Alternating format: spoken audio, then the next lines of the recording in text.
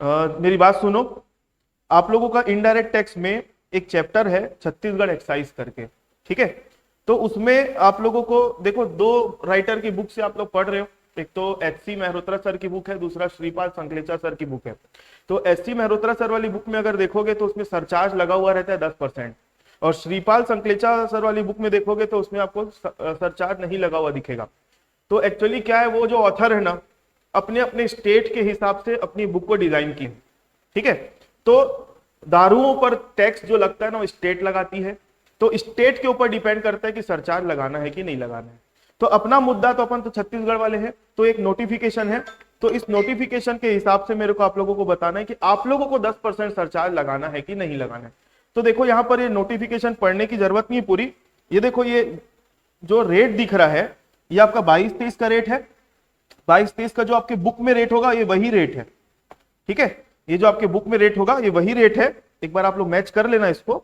और दूसरा, यहां पर एक पॉइंट लिखा है, बस उसको पढ़ लो, उससे क्लियर हो जाएगा सरचार्ज लगाना है कि नहीं लगाना है। क्या लिखा है?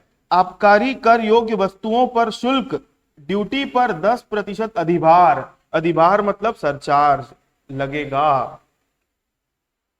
आबकारी शुल्क ड्यूटी योग्य वस्तुओं के विहित शुल्क ड्यूटी पर 10% अधिभार दे होगा, जिसका अंतरण ग्रामीण तथा नगरीय निकायों को जनसंख्या के अनुपात में दिया जाएगा। मतलब जो सरचार्ज का पैसा इकट्ठा होगा ना गवर्नमेंट को, वो गांव और शहर उसके हिसाब से वहां को पंचायत लोगों को उनको बांटेगी। वो गवर्नमेंट का पार्ट है। हमको बस इतना चेक करना है सरचार्ज लगेगा कि नहीं लगेगा, तो लगेगा। तो आप लोग चाहे कोई भी बुक से तैयारी कर रहे हो, सरचार्ज लगा लेना, ठीक है। और दूसरी एक तो छोटी सी डाउट होती है, सर हमको रेट कौन से साल का लगाना है, 22-23 का लगाना है, 23-24 का लगाना है। पिछले साल जो क्वेश्चन आया था तो उसमें 19-20 लिखा हुआ था ऊपर में। देखो, अगर कॉमन सेंस की बात बताऊं तो आप लोगों का जो करंट ईयर, जो कंप्लीटेड ईयर है, जैसे अभी जो रनिंग ईयर है कौन सा है, 23-24। 23-24 खत्म नहीं हुआ था जब आप लोग पढ़ रहे थे। तो 23-24 खत्म नहीं हुआ था, तो वहां पर एक रेट आता है।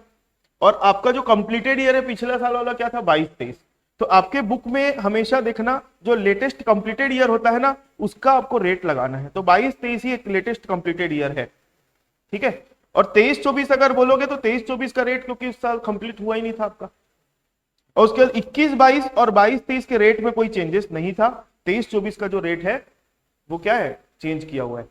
तो अब मेरा सजेशन ये है, तो 21-22, 22-23 का रेट सेम था, तो आपको तो एक याद करके जाना ही है।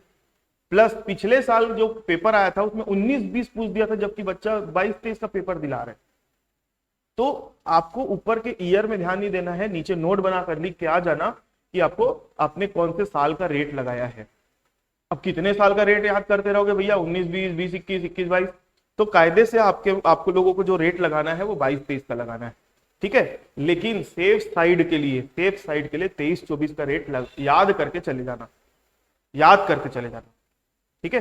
बाकी क्वेश्चन नॉर्मली 22-23 से ही रिलेटेड आएगा, और नीचे नोट बना के लिख देना ज्यादा कंफ्यूजन है तो, ठीक है।